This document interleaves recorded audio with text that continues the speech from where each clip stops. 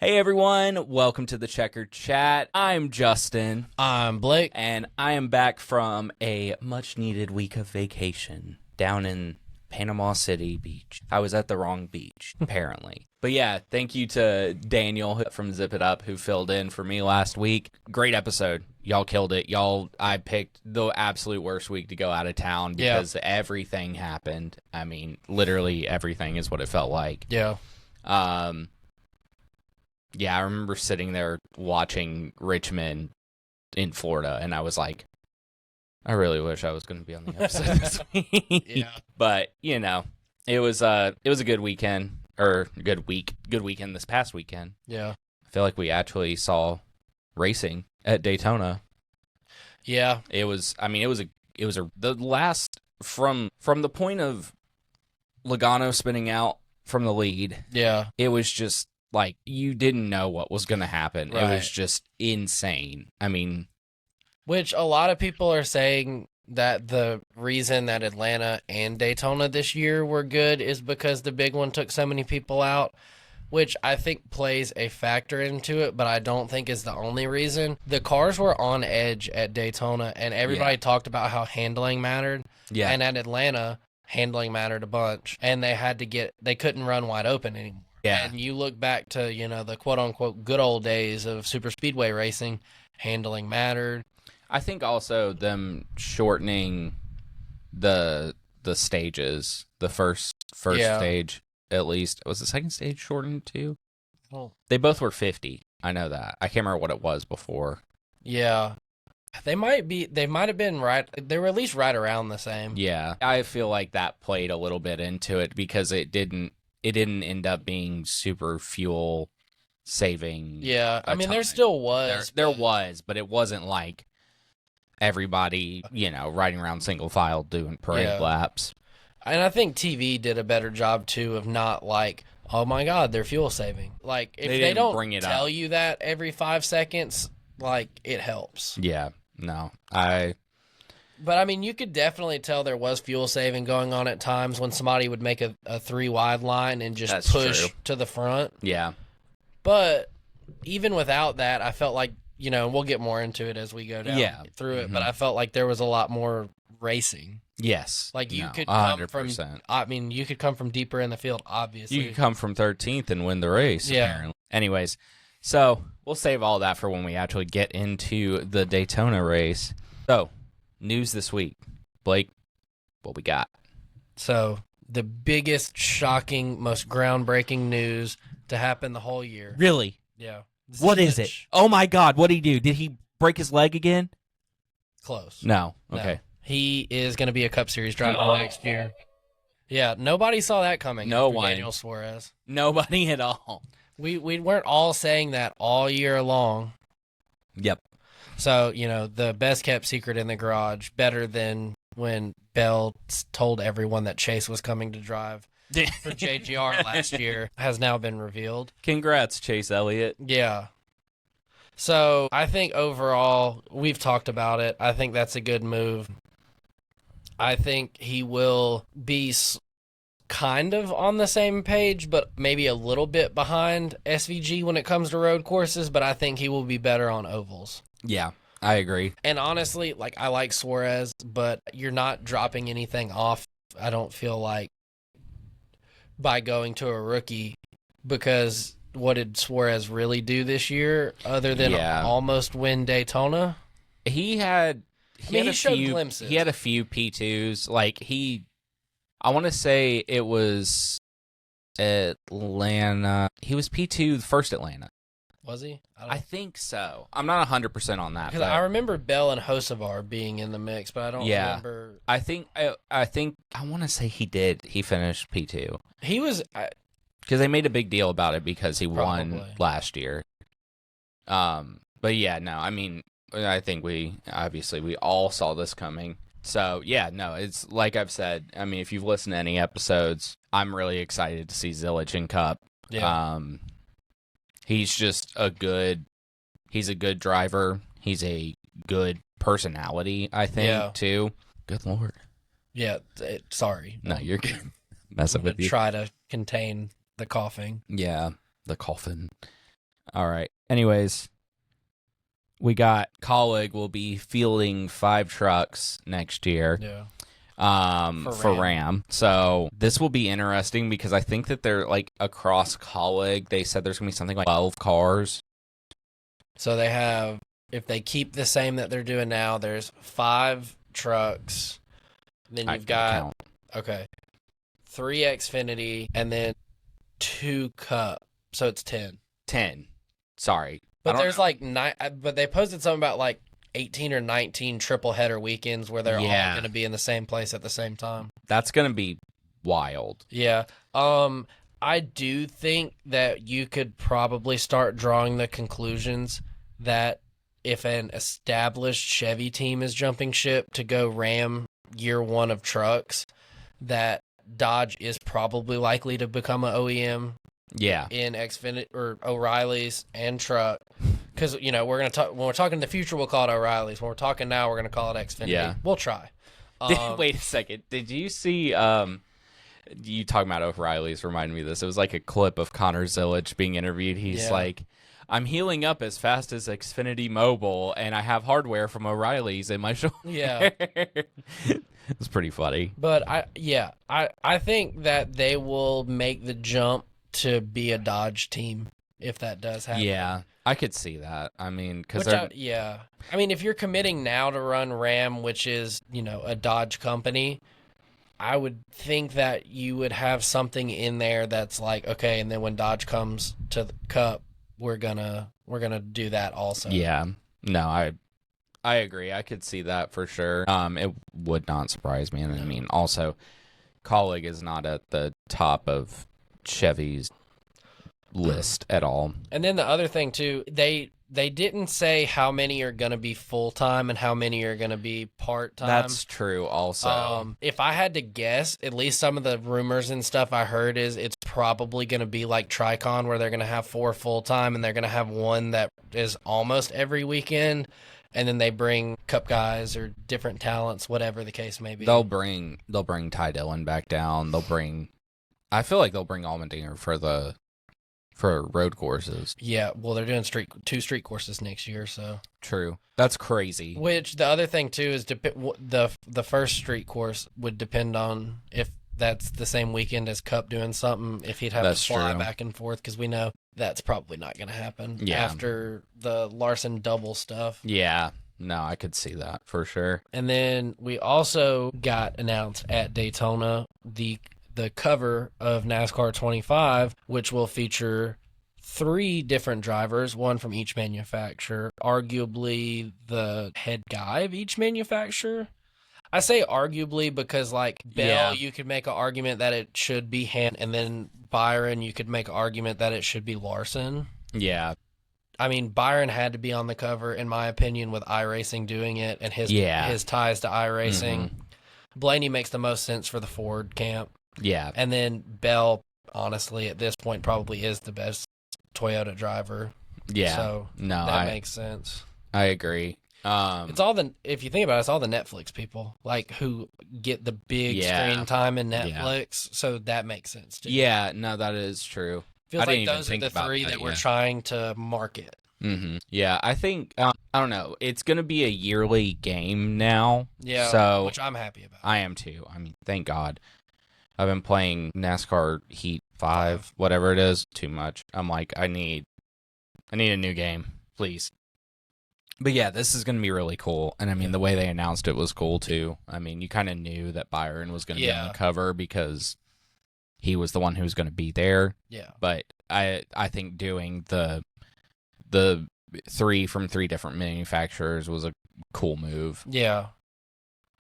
And then Ben Kennedy says that the Northwest is still a priority for a Cup race, with the main places in mind being Seattle, Portland, and even Colorado. Where in Colorado are they? I don't know. That's interesting. The only place that I could tell you for sure that I would know would be Portland, because there's already the track that IndyCar uses for the Grand Prix weekend, and then that's the same place that the Xfinity will be this weekend. Seattle, maybe it'd be a street course, and then maybe Colorado they do a street course. I don't know, because I don't know if there's any purpose built. I don't know. I'm curious. I feel like if they do go to Colorado, it's going to be the same kind of conversation with Mexico, like altitude and all that crap. Yeah. Because, I mean... Which I think Mexico's downfall was the going across the border and how far it was. Yeah. It wouldn't be that much different going to Colorado than it is going to California distance-wise, I honestly feel like. It's a little bit shorter. Yeah, probably. Like a little, but not a ton. Which I'm not obviously against growing the sport and going out to, that market, but it being a priority is interesting because, if it ain't broke, don't fix it. But also, to be fair, we have in the southeast, we have an oversaturation of tracks. I mean, you think about it, within 10 hours, me and you could drive to Atlanta, Daytona, Talladega, Richmond, Bristol, probably Martinsville, yeah, Charlotte. Oh yeah, like Wilkesboro. That's 6 right there. Yeah, like you have a ton in the southeast, so I think spreading the sport around would be pretty cool because I mean it's an easy way to grow the fan base because you have say for instance you're doing a cup race in Portland, and they race that same road course that Xfinity and IndyCar do. Yeah. People who've gone to the Xfinity races, they're like, oh, sweet, a cup race is coming. And then, like, their friend is like the big guys are coming. Yeah. I'll go with you. And then, because that's the thing.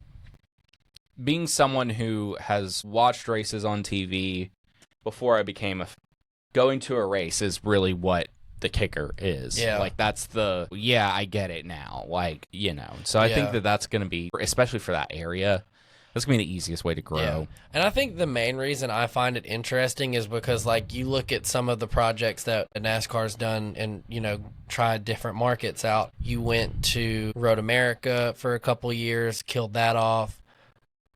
Chicago, yes, Chicagoland and Chicago are in the same state, but they're close, but not super close. So that is kind of the same fan base, but they hired a whole team to try and they were like, okay, maybe we went too far in this direction of trying to go out and branch out and do all this new stuff and bring all these new markets in. Maybe we should come back to our roots. But then now we're talking, they just need to find a middle ground. There's a happy medium of it because while, yes, there is an oversaturation in the Southeast, really the East Coast is the saturation of the schedule. No, you're right. But I do feel like most fans in the U.S. do live Southeast or East Coast. Yeah. Or at least somewhat accessible to a track. Yeah. I'm not saying because we have no fans in the North, like the Northwest, that we shouldn't go there, but it's just a fine line you have to. Because you don't want to go there and then, the risk to reward not be that good. And then Humpy Wheeler passed away at the age of 86. He was most known as a general manager and president of Charlotte for many years and was an auto racing promoter for Indy and NASCAR. So, you never really like to get the news of somebody as influential as him passing. So, thoughts and prayers for the family and all of that. But, he's a large reason why Charlotte is what it is today. I even feel like the All-Star race, there's a lot of stuff you could tie back and give him credit for. Yeah. He also was in the movie Cars. For anyone who maybe that is your tie. Cars is such a good movie. Yeah, it really is. This one is interesting because I honestly, through the whole 2311 front row stuff, kind of forgot about this. So I'm not super familiar off the top of my head, but a judge has blocked the Rick Ware and Legacy Motor Club sale to TJ Poocher? Poocher? Yeah, I think we said the same thing when this news dropped about him. And it's paused until a hearing in January. So was that was where Rick Ware was going to sell a charter off to Legacy, but then Rick Ware changed ownership and they were like, no, we don't want to do that anymore? No. TJ Pucher, whatever his name is now he owns Rick Ware Racing. Yeah, that's what I'm saying. So were they agreed to sell off a charter? Yeah. They agreed to sell off a charter, whether it be the Stacking Pennies Performance 01 or the Ryan Preece one that's on loan. Well, it'd either be Cody Ware or the Ryan Preece one on loan, because that one was just open. That's true. That was open. Yeah. Okay. Probably the Preece one, I would assume. So that's being blocked until January. Horrible timing for that, if we're going to be 100% honest, because could you imagine in January if you're Legacy and they're like, congrats, you won, here's a charter, now turn around in less than a month and make a car that's going to go to Yeah. Okay. Yeah. Which we'll jump around to this one because it goes close in hand. NASCAR announced it intends to grant a 2026 charter to a redacted team and team owner. This was found in court documents, and 2311 and Front Row have warned NASCAR and everyone that, if their former charters are sold, they will be forced to shut down after the 2025 season.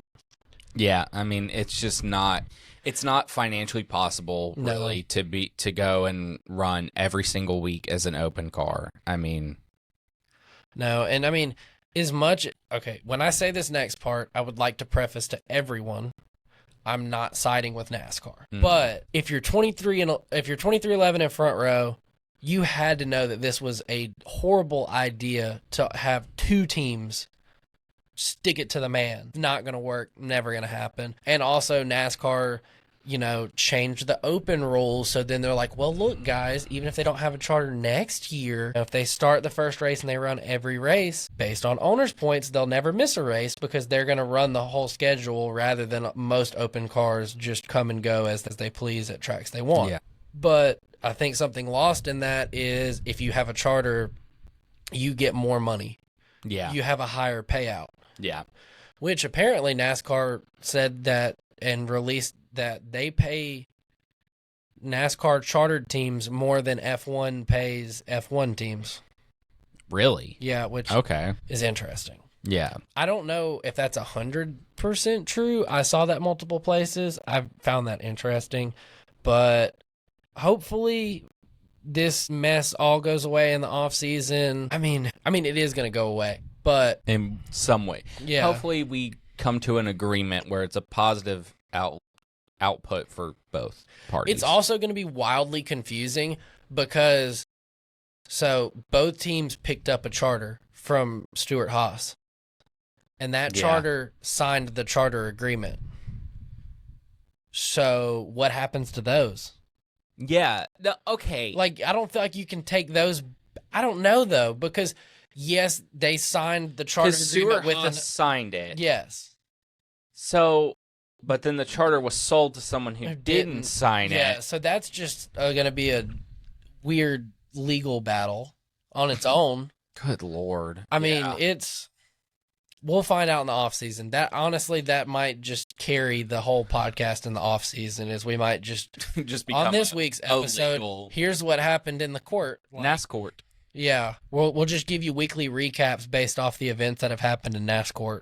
Yeah, we'll become the Checkered Chat NASCAR. It'll be like a second season. I don't know. You get what I'm saying. Yeah. Anyways. Nashville Mayor Freddie O'Connell and SMI reached a deal to revamp the Nashville Fairgrounds Speedway to hopefully bring NASCAR racing back there. They already have regional and NASCAR regional tours, I believe, and late models and that kind of stuff. That's going to be interesting because all the people of Nashville hate that place and want it bulldozed because of the noise. But sorry to be blunt, but if the racetrack was built 40 to 60 years before you ever moved there and then you buy a house and then complain about it, you're an idiot and you should have bought a house somewhere else. Valid.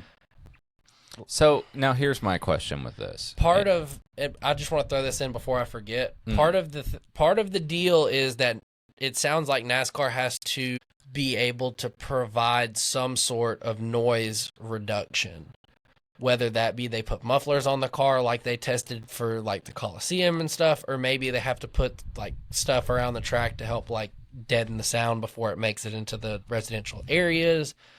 But that's odd. Yeah. Okay, so here's my question in all of this. So if we go back to the fairgrounds, what happens to Nashville? I don't know.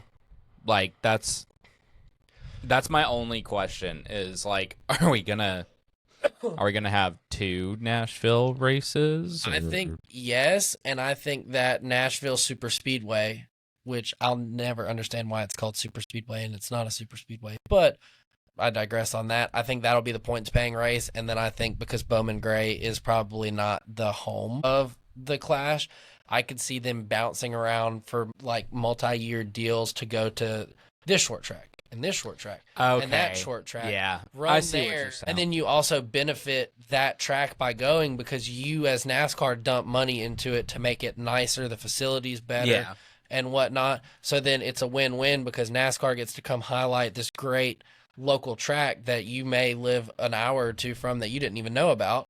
Yeah. And then, boom, NASCAR came in, did all their stuff, made it better, and then they leave it for... Okay. Like, yeah. I see that. I see what you're saying. That's kind of what I'd like them to do. Yeah. Because, like, the Clash is the Clash. Is it exciting? Yes. Does it really matter in the grand scheme of the year? No. Yeah. No, it's just, hey, here, it's preseason. Yeah. You know? And I feel like you'd want to keep it in the southeast-ish, East Coast at least, as much as possible just for traveling because ultimately you're not paying points out. Yeah. And, I mean, yeah, you're still paying, but, like, there's people that aren't even going to make the show, so. Yeah. No, I'm interested how it's going to turn out with it being at Dover this year. Well, that's the All-Star race. My bad. I'm an idiot. You're good. My bad. They're similar. Sorry. My bad. Sorry. It's been a rough day, guys. Not going to lie to you. Not going to lie to you. I work with idiots. Literally. So we'll wrap these last two up pretty quick on news. Chip Ganassi says that he's smart enough to not rule out coming back into the Cup Series and NASCAR with Honda, but it does seem unlikely. I mean, I think that's just probably the best way you could have answered that question. Yeah. As somebody that owns an IndyCar Honda team that used to own a NASCAR team, if you're asked that, like, is it likely? No. But would I rule it out? No. I mean, why would you just sit there and say, no, I would never do that? Talk about these last two. There was one thing in news I saw when we were sitting in there eating dinner I need to find real quick. And then finally, for me, BJ McLeod says that with the right business partner, he is fully invested in regaining a charter because they've laid a good groundwork to make a possible comeback. I think we've seen that this year with how much Catherine Legg has ran in comparison to when it was just BJ and he would go to mainly super speedways, places that he felt like he could compete, which makes sense. But also, if you get the right business partner and they want to give Catherine Legg a shot at it, why not? You already have shown that you can put together cars that are capable of good runs with her, and you've went to a lot more races now than you have in the past, so you're kind of ramping up towards it. I don't think it would be a bad thing. Yeah. No. I do agree. One thing I found is Trevor Bain's going to be running in the truck race this weekend. That'll be cool. And then who's the supercar guy running Portland? Will Brown? Does that sound right? Will Brown sounds right. Yeah. I think so. But yeah, so that's all we got on news for this week, guys. Really glad that this week was just a Xfinity and Cup because there's a lot in each one, but then also there's some bonus goodies. There's some bonus goodies that we're gonna be making some callbacks to our very first episode. Yeah, back when we were at the kitchen table. Yeah, back before we had video. Oh, yeah. Isn't that weird? Yeah. Because the very first episode, we did not have video. Right. So, yeah, back in the good old days when we were just two young podcasters starting this out. Now we're 31 episodes in, something like that. I think this is episode 31. Yeah, I was about to say. But yeah, so it's going to be a fun episode. All right. Xfinity race. We had some weather. Yeah, which is typical of night races in Florida this time of year. It's just evenings in Florida in general. Qualifying was canceled due to lightning, but not before 15 cars made their way out to the track and made runs. And then also, the green flag was delayed due to lightning. I think it was supposed to start at 7:30. It started at 8:12, so almost 45 minutes. Not crazy, but not great. Yeah. When they went to start the race, Connor Zilic dropped to the back immediately, voluntarily, before it even started, because he was granted the pole from winning the week before, based off metric and everything. So with his plan, there was no reason to start up front and potentially get turned or whatnot. Yeah. Lap 10 was very interesting and honestly very strange. So Harrison Burton spins down the backstretch after he gets honestly just dumped by Matt DiBenedetto, but there's no caution. And then somehow in the slide, when the tires ripped apart, went flat, etc., debris flew into the cockpit of the car. Something like hit him on the shoulder, and then something went up and like got in his eye. So then on lap 12, the caution comes out for rain, and then I want you to use the word that you put in here. Precipitation. Yeah. It gonna rain. Yeah. It gonna rain. So lap 13, Zilich comes down pit road to make the driver swap with Kligerman. They manage to stay on the lead lap during that. And then Burton takes the free pass and is now only one lap down. That caution turns into a red flag. It lasts about 40 minutes, which they rode around and somehow wasted 10 laps in the meantime. Yeah. Which, I mean, I guess part of it is you're trying to run around and keep the track warm. So that way, if it's very short, you can just run the track stays dry, go back. Under that red flag, the safety crews did go check on Harrison Burton and make sure everything was all good there. So props to NASCAR on that. Lap 24, we finally go back racing, and Sam Mayer and Sammy Smith make up your front row. So we go on to lap 30, and that is when Jeb Burton spins Carson Quapfel near the front of the pack. I think they were running about 5th at the time. Kind of hard to say with super speedways where they're running. Yeah, no, for sure. That also includes Dean Thompson, Jeb Burton, Blaine Perkins, Nick Sanchez, and Taylor Gray. You'll notice as we go through this, there's a reason why I include who all got damage, and we'll talk about that at the end. Sounds good. That marks the end of the stage. Sammy Smith was out front, so he is awarded the win. And that also, fun fact, is Jesse Love's 11th drafting track start, and he's now led laps in 10 of them. Welcome to RCR. Welcome Austin Cindric Jr. Literally, yeah. Lap 58, Austin Hill and Sheldon Creed make slight contact. That triggers a chain reaction wreck behind, which spins Sammy Smith out. Also picking up damage are William Sawalich, Eric Almirola, Brandon Jones, Dean Thompson, Jeb Burton, and Taylor Gray. And Justin Allgaier is declared the leader, which that effectively ends stage 2. So then Allgaier wins stage 2. So both stages have ended under caution. Yeah, with a Junior Motorsports car, the leader. Yippee! Yeah.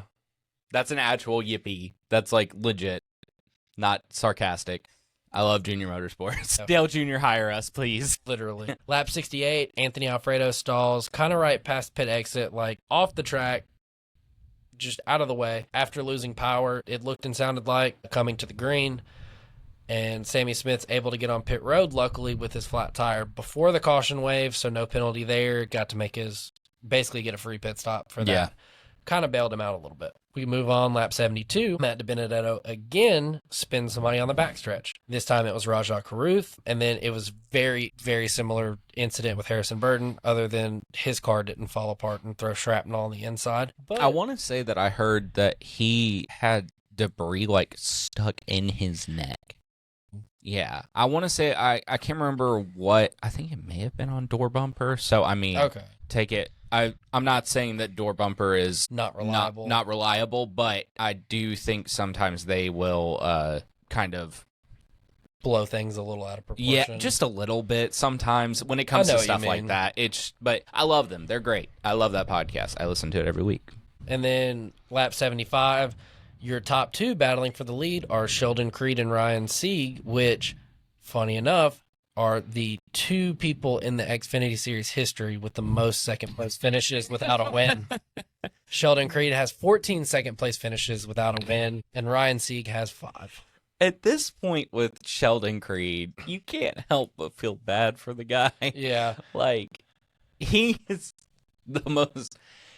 I mean, unlucky, lucky, I don't know. I mean, because he runs good. Yeah, he's up there in contention a lot. He never seals the deal from one thing or another.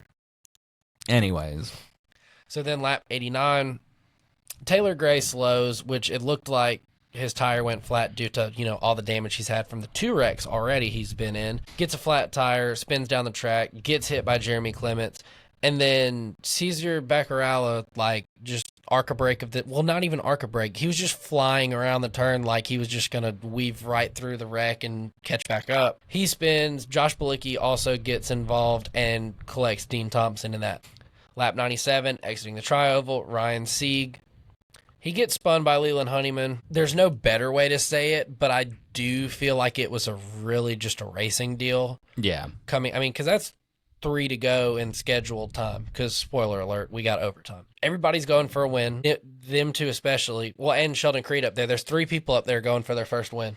Yeah. The car kind of got light coming out of the tri-oval, went up. I think Leland Honeyman was maybe thinking about taking it 3 wide there. And then Sieg caught the bumper, spun. That triggers a multi-car incident, which involves Sheldon Creed, Daniel Dye, Christian Eckes, William Sawallish, Eric Almirola, Harrison Burton, Jeb Burton, Josh Williams, Ryan Ellis, and Matt DiBenedetto. So he finally got his in that one. Yeah, thank God. Yeah. So lap 98, Carson Quaffle gets the free pass due to that wreck and gets back on the lead lap. And we'll see in a minute why I'm putting that so deep in the notes. So, another fun fact. This is the first overtime finish since Charlotte in May, 10 races ago, that the Xfinity Series will Thank God. Because, for the longest time, it was every single week. And I feel like last week with Daniel, there was a similar stat with the Truck Series. So, we're making progress. Yeah. We all, let's be honest. It might be, some of us like to listen to white girl music with the windows up. It's like our little guilty pleasure. We all like overtimes, whether we want to admit it or not. Are you admitting to something right now? Maybe. Don't worry, that's me with Chapel Roan. Yeah. So, let's be honest. So we all like it. Some of us just won't admit it. It's great in this sense when it's spread out and it's not every week. Yeah. No, I can't take Chapel Roan every single day. Yeah. You could take your white girl music By the way, congrats. Your girl got engaged. Yeah. Yeah. The gym teacher and the English teacher or whatever. I do think comparing her to an English teacher is a little weird to me. I thought it was music teacher. I don't remember. I've seen English teacher. I don't know. I think it's just for a meme, but definitely. But not to derail and talk about Taylor Swift, because one last thing. Is she going to take her private jet down the aisle? Those memes are so funny. Anyways, continue. So, lap 103, we get the overtime restart, and your front row is Parker Kligerman and Austin Hill. Oh, no. Yeah, that my literal thoughts watching this race. Lap 104, final lap. Entering turn 4, Austin Hill, or Captain Hook, as I would rather call him at this point of his career. He pushes Nick Sanchez, and you're like, okay, cool, the outside's making a run.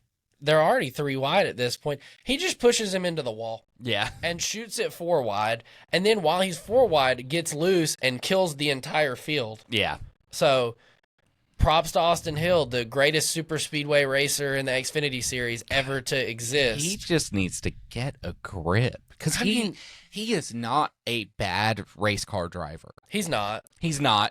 He has just lately made some... His whole career.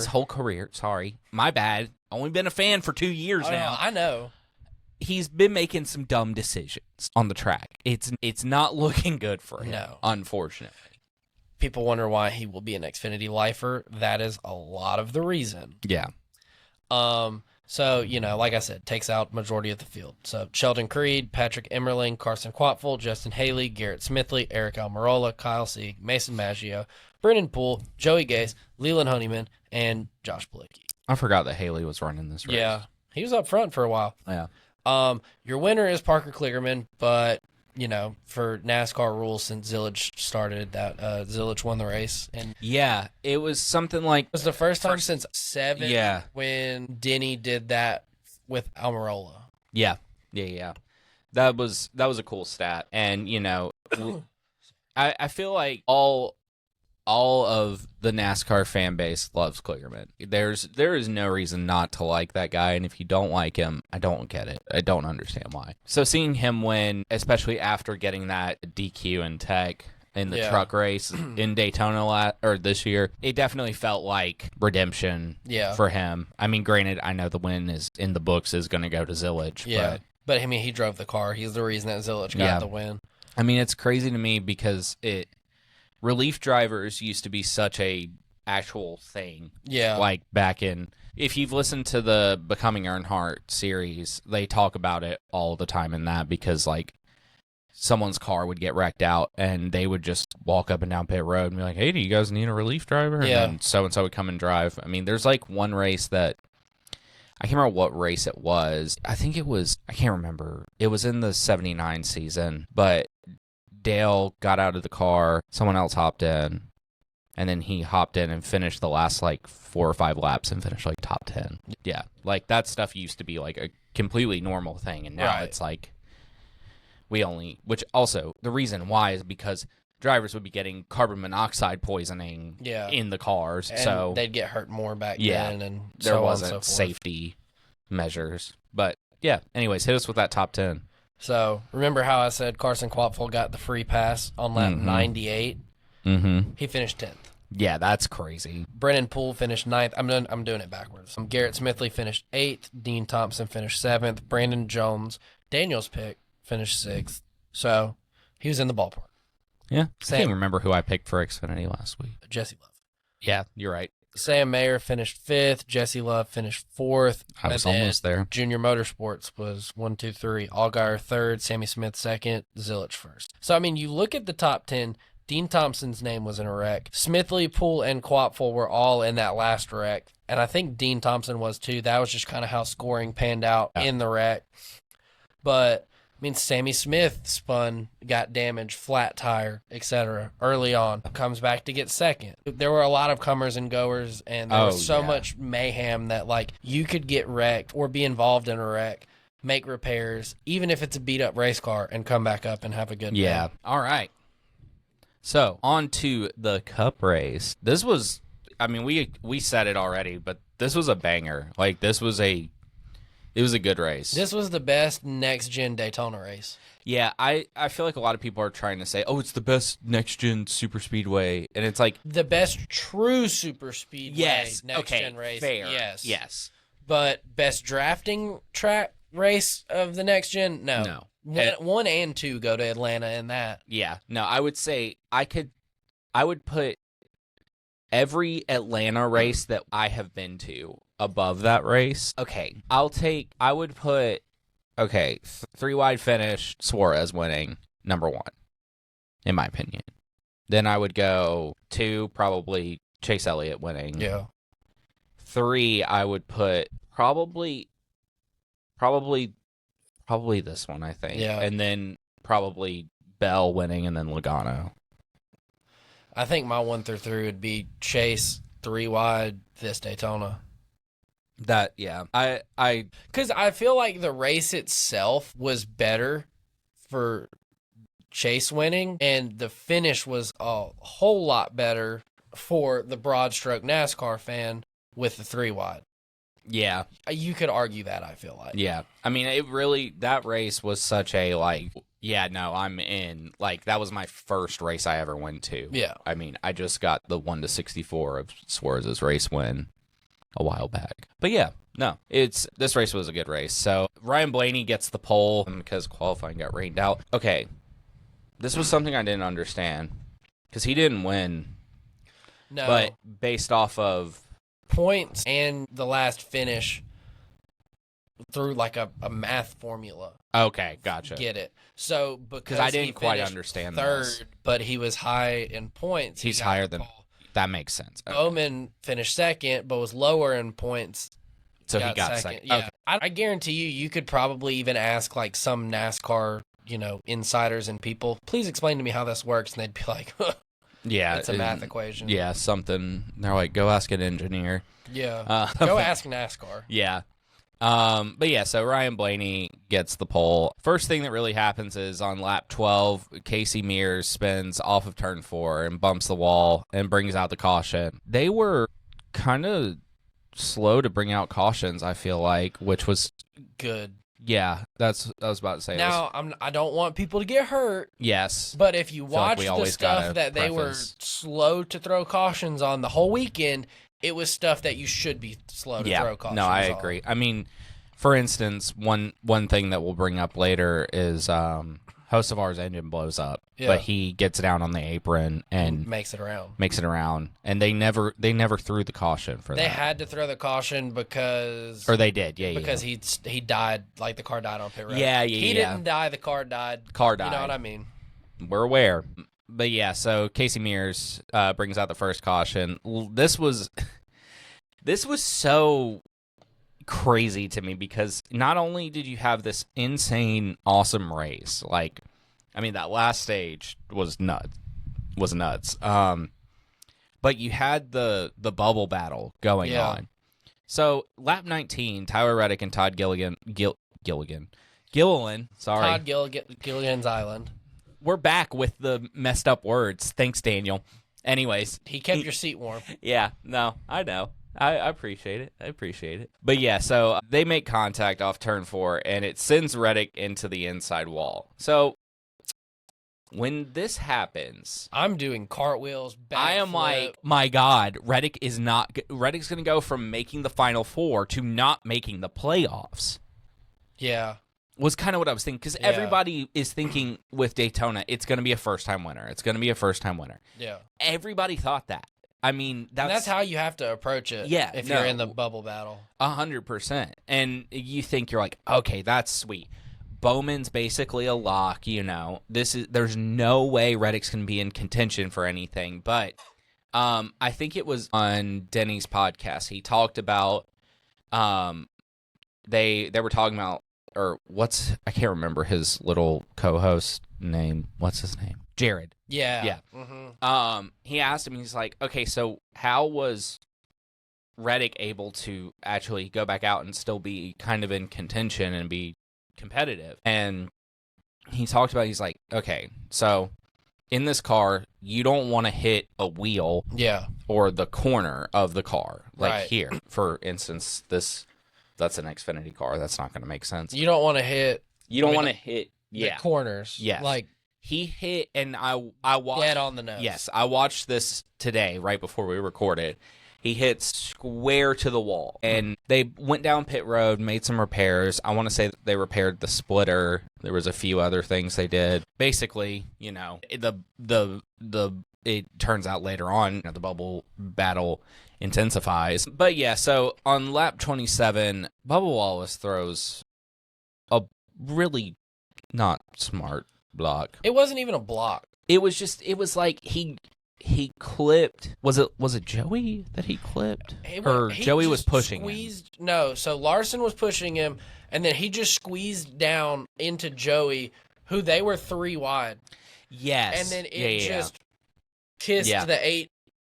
So it just kissed Kyle Busch straight into Bubba, which, not Bubba's biggest fan. Crazy. Nobody ever knew that about me. But welcome to a super speedway race where I'm telling you, Bubba is either out front in control and looks like, oh my God, he actually is good at this, or he kills the whole field. There's no in between. Well, what's wild to me was I want to say it was Dale Jr. Download this week. TJ had said that I think he said he called him clear or just didn't say anything. Well, I don't know. Freddie on Door Bumper Clear was talking about how, if there's anybody to blame, throw it on him. Yeah. But, Joey's there. Know Joey is there. There's no way you don't.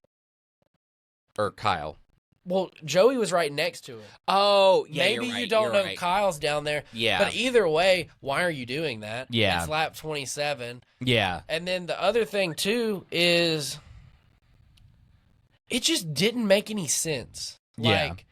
And remember, when Bubba started slicing and dicing and making moves, I told you and Daniel both a lap or a lap and a half before that if this keeps going on, Bubba's gonna kill the whole field. Yeah. So it reminded me of a Talladega race I was at where Bubba legitimately had the shot to win, but he threw 3 blocks that became more increasingly questionable on Blaney, and the final one, Blaney was like, no, you're done. Yeah. So Daniel was at this race. I'm extremely jealous. And we found out that there's about a 30-second delay. I think it was almost a whole minute, if we're being honest. It probably was, because Blake sent that, and then it was like almost immediately Blake called it. And I was laying on the couch watching it, and then I sat up. I was like, what's about that?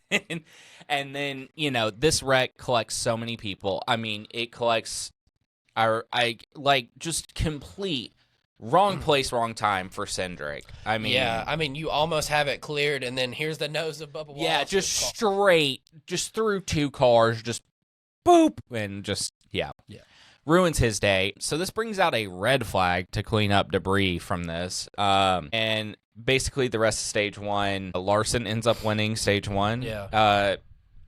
Surprise. What's a polar bear doing in Arlington, Texas? Yeah. So I think my big takeaway stage one with the bubble battle, Tyler Reddick racing made 0 sense to me. Right around the back, keep the car clean. As long as you finish on the lead lap, you're going to have the points over Bowman. First-time winner isn't knocking you out. So why are you up there racing? I don't know. It was a real head-scratcher for me. Bowman being in the mix, mixing it up, trying to race, made sense, and he was so close to clearing that wreck. Yeah, no. He's another one that gets collected in that. I mean, ends his day. So that's where the bubble battle starts to get really interesting. They were trying to fix it in the garage, and then NASCAR stepped in, and they were like, okay, we're going to have to draw the line here because you're essentially going to have to rebuild the whole front of this race car, and that is not in the rule book to do at the track, so pack it up, you're done. Yeah. No, I mean, it sucked to see that in the moment because you're like, okay, well, that makes Reddick a lock. So if there's a first-time winner, then Bowman's out. Yeah. And then... Which we all know how I feel about the playoff system. I don't think there's a world in which you have Justin Haley winning this race. You have Cole Custer winning this race. You have Cody Ware winning this race, they're more deserving of a playoff spot than Bowman, who in regular season standing points was well in there. Yeah. Also, the other thing too, RFK should have had one, if not two cars in the playoffs just based off of regular season points without factoring in, the extra stuff that goes into the playoff standings. Yeah. So please revamp that. Thank you for coming to my TED Talk. We'll continue that later. Yeah, it's wild. I mean, okay, I'll talk about it later. Anyways, so I think at this moment when stage one ends, did Brad and Cody Ware stay out, or was it? Yeah. Because Cody was going to have to pit before everybody if it turned out to be a green flag pit cycle. He stayed out for track position, which ultimately worked out very well for him. Yeah, no. So Cody Ware ends up leading laps and leads the most laps he's ever led in his career. That one race was more laps led than every other race combined of his whole entire career. Yes, 100%. It was. It's wild. When they were like, Cody Ware is starting, I was like, what's a polar bear doing? What is going on? And then you had Ty Dillon, who ended up leading some laps. And Nemechek led some laps. Nemechek did, yeah. Yeah. I only say that just for the pride of Nemechek was my long shot. Yeah. Ty Dillon was the long shot for Daniel. Your long shot, got sadly, wrecked out, yeah. Was just part of Bubba's crap. Talking about the playoff system, I think this would be the final nail in the coffin for Cody Ware would have won. No. I think it was laps down. I saw they posted a clip and they're like at this point with the playoff system, if someone wins the in-season bracket, they should immediately get a playoff spot. They were like they weren't saying it seriously, but just processing that in my head because think about it. Ty Dillon down to Ty Dillon or Ty Gibb. Yeah.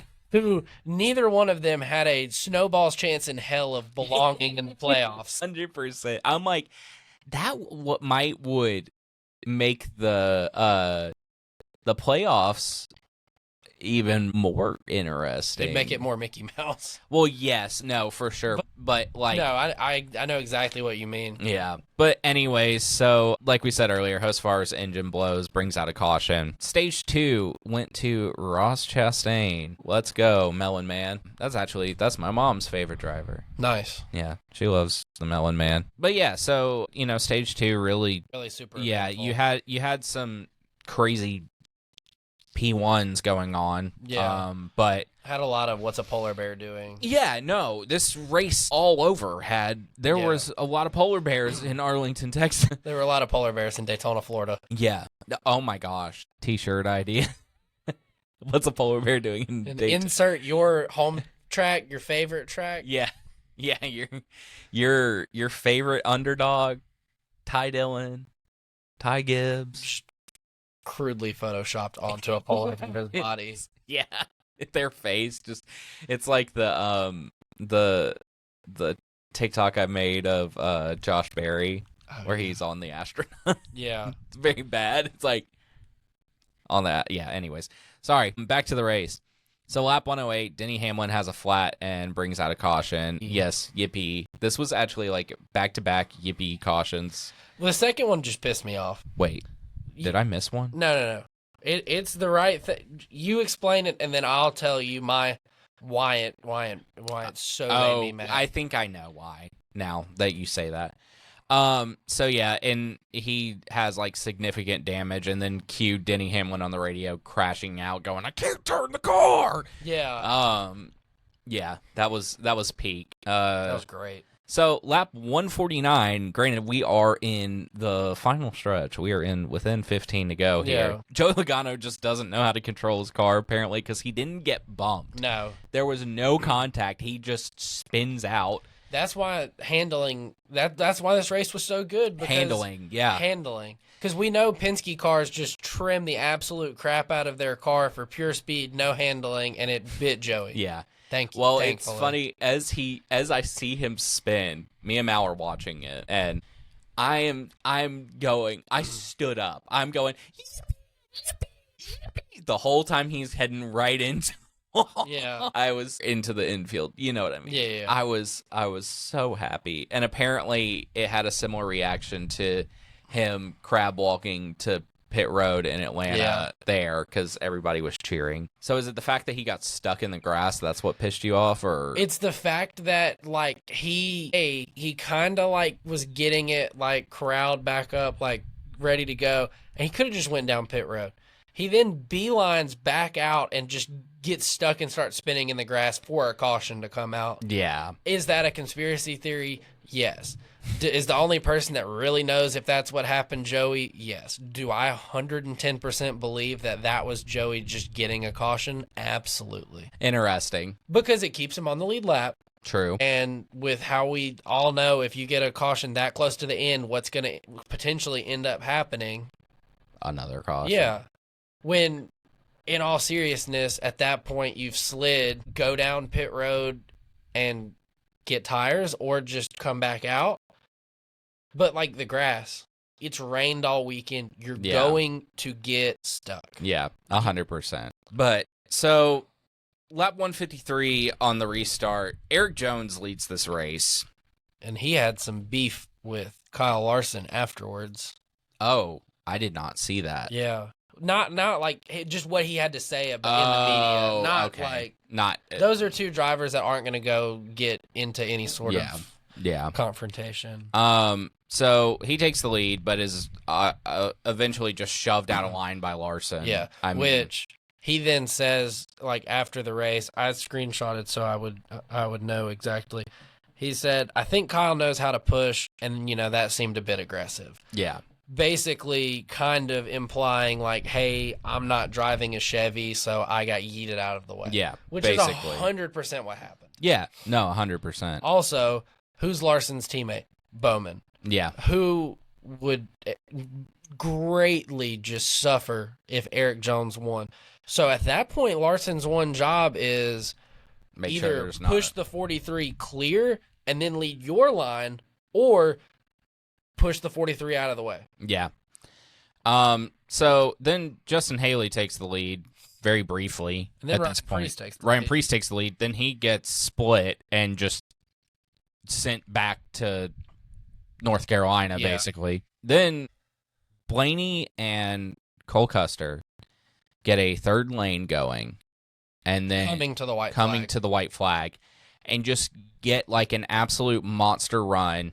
Cole jumps out of line to try and block Justin Haley, who's in the lead at this point. Yeah. Then we end up seeing a 4-wide finish with Blaney winning. I'm going to call it redemption for the 3-wide in Atlanta. Like, I thought about looking it up. I ran out of time. But I want, like, someone to do the math and find it of the margin of victory Blaney has across, like, all of his super speedway wins. Because every Blaney win that I've ever seen in person on a which I think they are actually all super speedways, were photo finishes, insane. Yeah. Which the Kevin Harvick one was, but then Kevin Harvick got disqualified later, so I don't know how that throws a wrench into it all. But Blaney wins a lot on super speedways by not a lot. Yeah. No, he was definitely just pure patience. He knew that, you know, even though, I mean, he, in the last 2 laps, went from, I think they said it was either 12th or 13th to winning. Yeah. He knew when to go. Yeah, he knew when to go. The other thing, too, like, I went back and rewatched, you know, the highlights. I rewatched the finish, like, 4 or 5 times just to fully, like, appreciate what Blaney did because, you know, my second favorite driver is Blaney. But also, just to pick apart, okay, in what, like, how could he have not won? And Justin Haley almost killed the whole entire field on the backstretch, but wised up at the last second because he was about to just go up and put Blaney in the wall, basically. Yeah.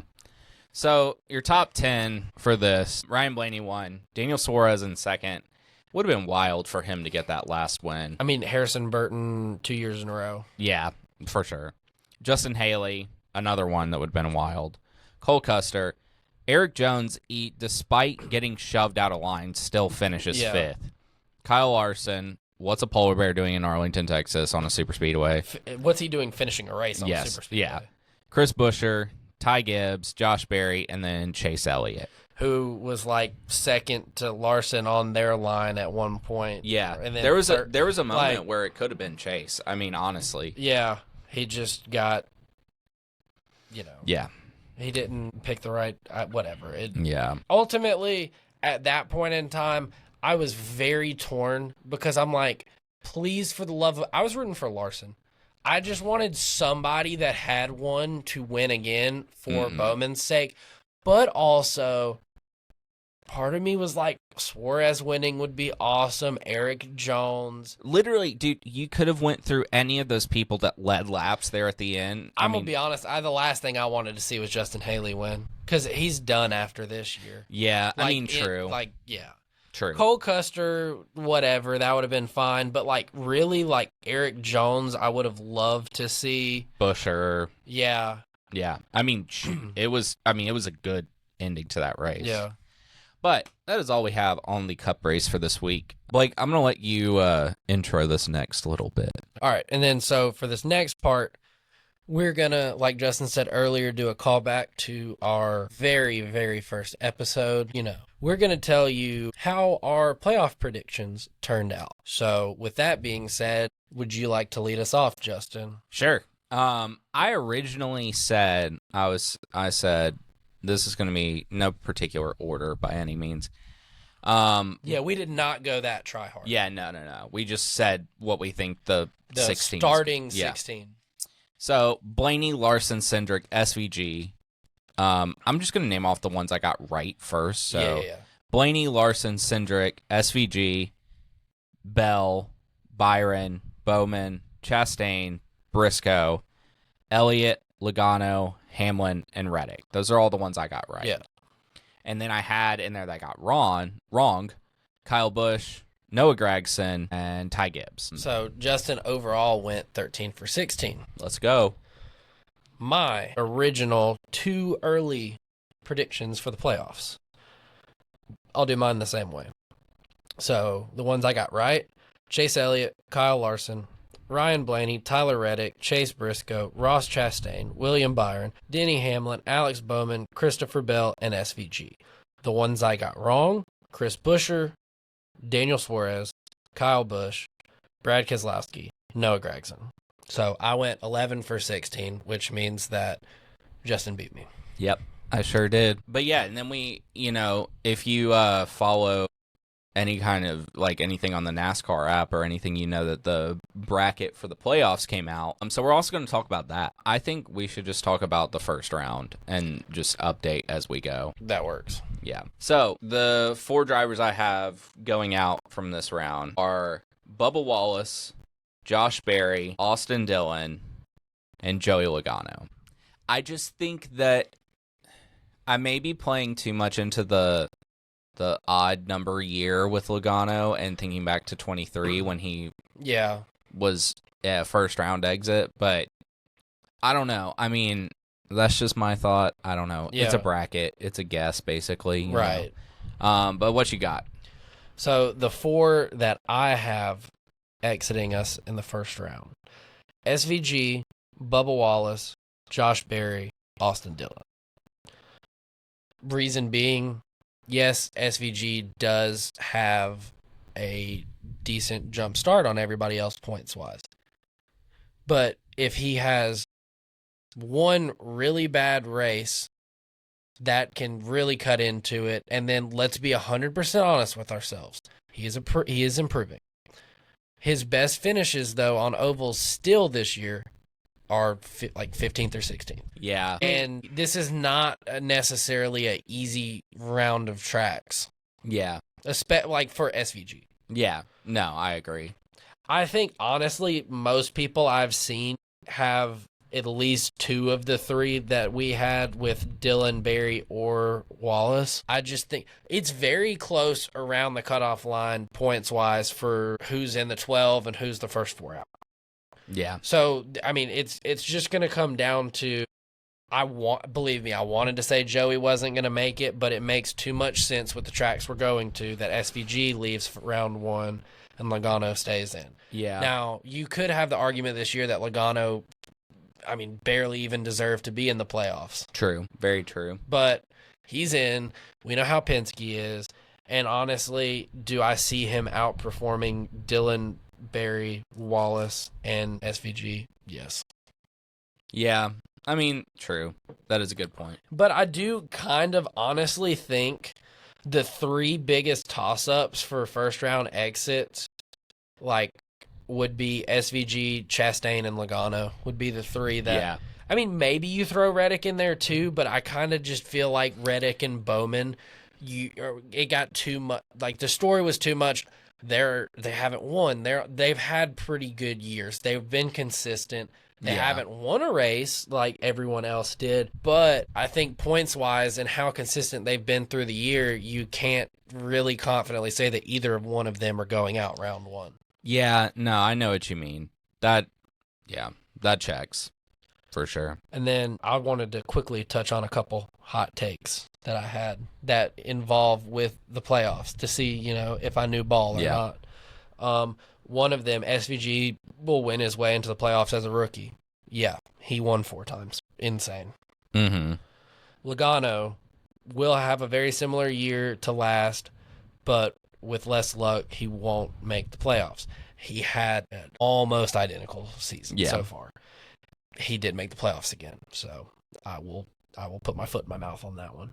Gragson will make the playoffs in his first year at front row. Didn't happen. That one was actually one of my just Hail Mary hot takes, hoping it stuck. Briscoe outperforming what Truex did with the car. Hit that one right on the head. Yeah. Honestly, they're really coming into form. Yeah, no, definitely. I think he's a championship 4 sleeper, in my opinion. I think that there is a very good likelihood that he will have a championship before he retires, as long as he stays with JGR for a while. Yeah, I agree. My hot takes at the beginning of the season, I had PG wins his way into the playoffs. Good one. Briscoe, that one. I didn't get this one right, and the last one hasn't happened yet. Ty Gibbs gets his first win, but that was kind of a Hail Mary. And then I have still a hot take, and I still stand by it. Cindric going to the round of 8. There is definitely a world in which it happens, and I wouldn't be surprised if he does or doesn't at this point. That was kind of I'm in that same boat of I wouldn't be surprised if he does or doesn't. But yeah, that's all we got on the playoff picture for now. But we'll update you guys every week, or not every week, but every cutoff with our brackets. Every 3 weeks. Every 3 weeks, yes, because we're nearing the end of the season. It's gonna Which be is crazy. It's wild. It also doesn't feel like this is our 31st episode either. I know it's wild. But we are at Darlington. Yes. This week. You were about to say no.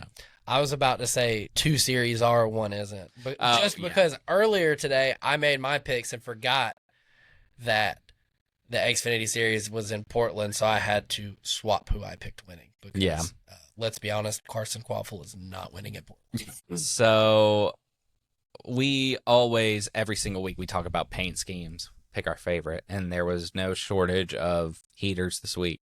Not compared, last week was just, there was a lot more, but this week there's still a good bit. It's a good group of cars. But Blake, what you got on your favorite? To shock absolutely everyone, Ross Chastain's Busch car. Yeah. I mean, this was in contention for mine. Yeah. I obviously am a sucker for the Busch, schemes on the one car, but this one, I just love the nostalgia look. Like, it just looks like the old cans. It's very throwback. The colors work great together. It just all around was a very, very solid paint scheme. Yeah, no, I agree. I think it's funny how we thought we were going to have the same one, and we didn't. Yeah, cue the text thread of us earlier. Yeah. But my favorite for this week, I can't not pick this car if it's running. Todd Gilliland's Spicy Grillo Pickles. You guys know I love Grillo's Pickles, and I love flames on a race car, and I love this car. This is if anybody wants to gift me anything for Christmas, the 1-24 of this would be go. Because I love this car so much. It is such a good car. But what you got? I see where you're going with this one. What you got on your least favorite? William Byron's All-Pro Auto Reconditioning Chevrolet. I'm going to change mine. That's my least favorite, too. It's bad. It's bad. Very bad. Very bad. I will slam dunk and just pick this one. I hate this car more than I hate the Chumbo Casino car.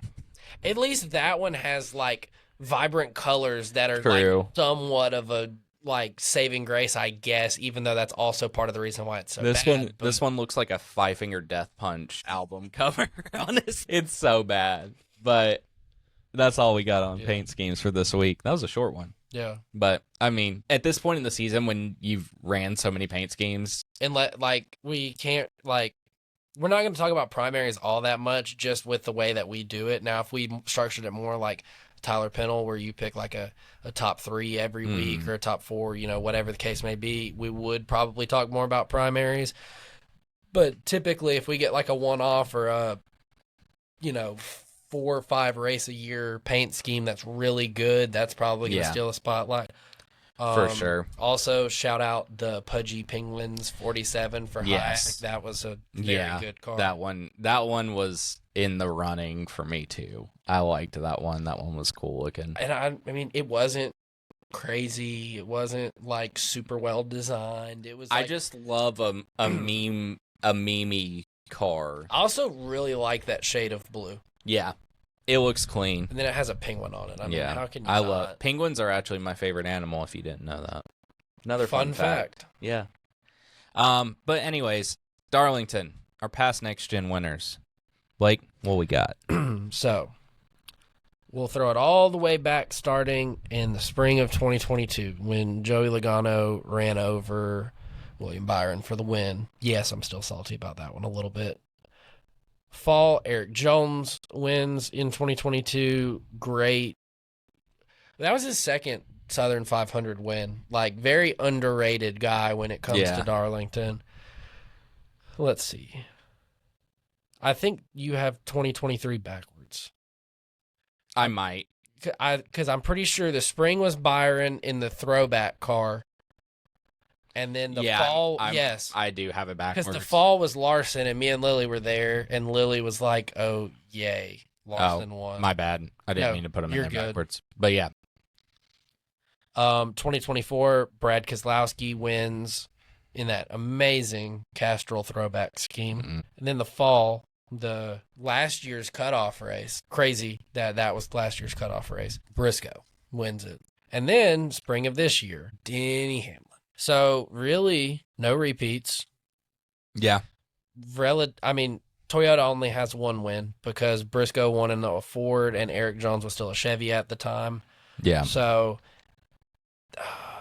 it's kind of split between Chevy and Ford with one. The recency bias would be Toyota. So yeah. No, it's going to be an interesting weekend. So picks, truck at Darlington. Yes. What you got? Caden Honeycutt. This is the start of their playoffs. I think that it would be a great exclamation point on his season to get a win in probably better equipment than what Nice had. I would venture to say, and really start out strong in the playoffs. That's kind of honestly my reasoning behind that. And then you'll see later on through some fun stuff that will be coming on TikTok. There's another reason why I picked him, but I won't say because it'll ruin. Yeah. So I went with Lane Riggs. Yeah. Somebody had to pick him. Yeah. And it wasn't me. Yeah. Not me this time, guys. It was me this time. Yeah, I think we all know why. Yeah. Anyways, Xfinity in Portland. Okay. Do you want to, just in case, have a fallback if Zilich doesn't run? Well, thanks for giving away. Yeah, I know. I'm sorry. I just thought about that. That's true. Sorry. No, you're good, dude. Your pick. Yeah, my pick is Zilich. If he doesn't run, I'll go with Allgaier. Okay. I think. My pick is Allgaier. I thought about Zilich, but two reasons. One, we honestly don't know if he's gonna. I'm assuming he's at least going to start. If somebody steps in his car and then they win like Kligerman did last week, cool. I didn't really want to be like, oh, I picked him and then somebody else won, but you know where I'm going. Yeah. And then B, if he does run the full race, I mean that's got to be hard. Yeah. Left, right, not moving in the seat, but like you're gonna move a little. Like there's gonna be a lot of strain. Yeah. So I mean, who knows? I mean, it could go either way for sure. But I mean, also it's a very Connor Zilich thing to like your first race back from an injury to be like, yep, I'm here. I win. Yep. So who you got on Cup? Ross Chastain. Okay. So here's why. In the next gen era, he has been strong at Darlington. You think back to some spring, the infamous spring race where he and Larson were the two cars to beat, but they ended up just, taking each other out. And then that's when Chevy kind of pulled the reins back on Chastain a little bit. Ultimately, here's my thought process behind it. I have Chastain moving on to the round of 12. I think ultimately a win is going to be the most likely way that he moves on. Mm-hmm. And the best track for Chastain in this round is Darlington. Okay. I get that one. I went with mine basically based off of the recency bias of Toyota and last year's winner, Chase Briscoe. I mean, if he could have won it in last year's in the Ford. Yeah, to the Stewart-Haas car. Yeah. I like it. Yeah, that's my pick for this week. Anything else around Daytona, around Darlington that we missed that we need to talk about? I think we're good. Sick. I'm pretty sure. All right, guys. This has been the Checkered Chat. I'm Justin. I'm Blake. You guys can follow us on Instagram, TikTok, Twitter, YouTube. Subscribe and listen on YouTube and all that stuff on there. Spotify, Apple Podcasts, Amazon Music, and just like my lime in my Miller Lite, you can't forget it. Audible. Anywhere you get your podcast, we are there. It'll be a t-shirt one day, we promise. It will be. One day. It'll be a Miller Lite bottle with a lime in it, but the bottle, it'll be a Miller Lite font that says Audible. We're going to get sued. Anyways, guys, we will see you guys next week.